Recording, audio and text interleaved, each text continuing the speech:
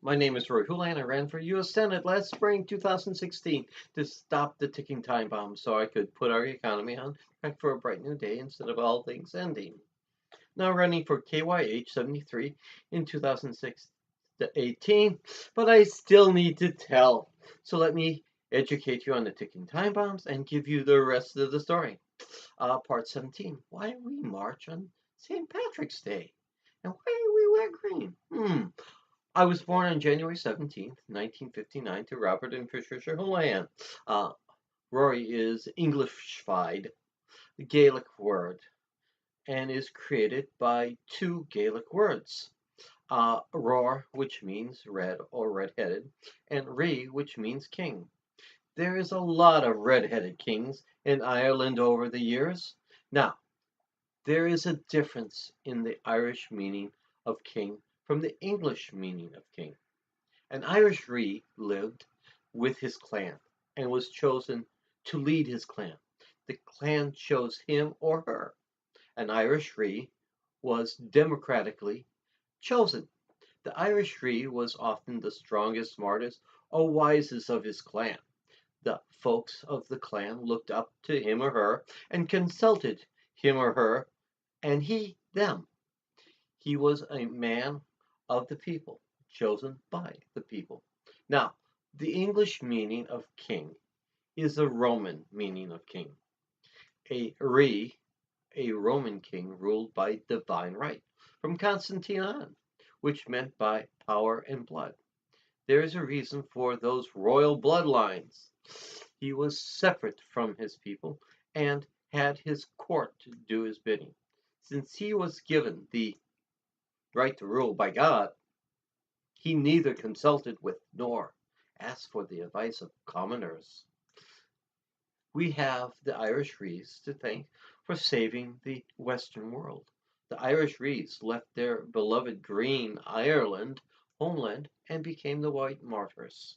Waves of white martyrs spread the lost old world knowledge of the Rees had carefully preserved to establish Ree-based monastery system across Europe. These Rees planted the seeds of democracy into Europe. Their writings became the basis of the Protestant Reformation and the Kantian philosophy, which is the basis of our economic system. Supply is equal to demand, and our Constitution, checks and balances. I'm proud to be of my Irish free heritage. Have you ever asked why we Irish march on St. Patrick's Day?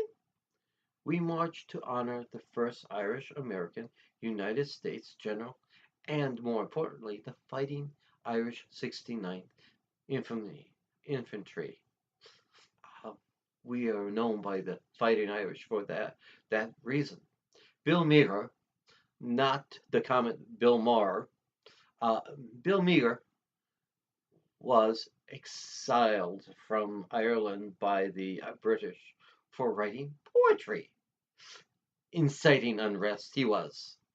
Only an Irishman would think of fighting power with words.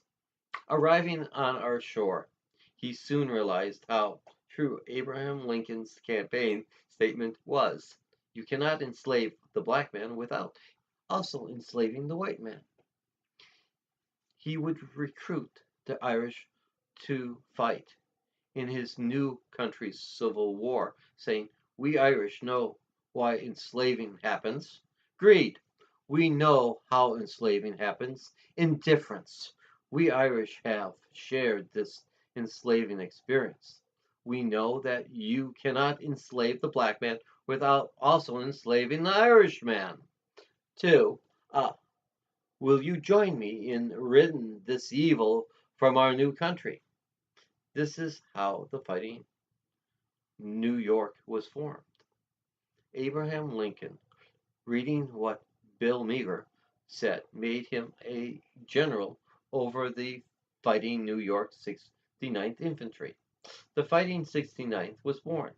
At first, the fighting 69th was just 3,000.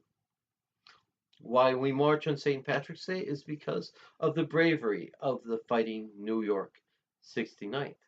Bill Meagher told his Irish troops, "Many of you will not make it through this day, but will you put a sprig of green in your cap so that everyone will know that you are Irish?" Mary's Hill, Antietam, was a perfect killing field, and wave after wave of Irish bravely went up that hill, but few made it to the top. The Fighting 69th suffered 60% casualties. That day destroyed Bill Meagher, but we march in honor of the Irish and the Fighting 69th. That has given their lives to the defense of these United States. While I was marching in the St. Patrick's Day Parade, I saw how the St. Patrick's Day Parade has morphed into something much greater than just us Irish. The first St. Patrick's Day Parade and celebration didn't occur in Ireland, but occurred in the United States. Occurring in the middle of the campaign season, the St. Patrick's Day becomes a perfect celebration or parade and is often a show of support for those whose hopes are to change our dear sweet country. I've watched how our St. Patrick's Day parade celebrates our democracy with hopeful candidates and their supporters now doing the marching. Their hope is to make things better and better. Our of neighbors and friends waving folks in the parade to come on over, of little children handing out candy to other little children. I watched old men teaching the young to shake the hand that shook the hand, to look another straight in the eyes and to say proudly who you are and stand straight for yourself. I saw not only us Irish here, but a parade of many colors. The Irish have melted into America, and America has melted into the Irish. We all march to celebrate the sacrifice paid for the freedom we all have. Let us remember why. I pledge allegiance to the flag of the United States of America and to the republic for which it stands, one nation, under God, with liberty and justice for all. Amen.